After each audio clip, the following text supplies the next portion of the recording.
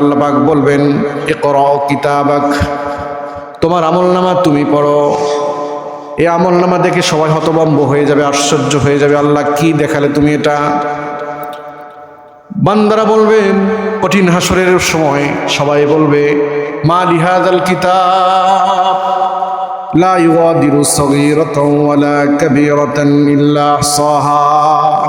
কি আমল এটা, যে আমলের মধ্যে ছোট গুনাহও বাদ যায়নি, বড় কোনো গুনাহও বাদ যায়নি।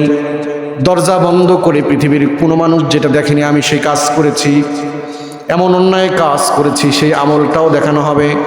এই আমল নামা পাওয়ার পর বান্দা নিজেই বলবে মা লিহাযাল কিতাব, আল্লাহ এটা কি কিতাব, কি আমল নামা, এই আমল নামা তুমি আমাদের সামনে উপস্থাপন করো না। আল্লাহ সুবহানাহু ওয়া তাআলা আমল নামা দিয়ে দিবেন। আর যখন বান্দারা আমল নামা পড়বে, পড়ে তখন একই উত্তরে একই কথা বলবে।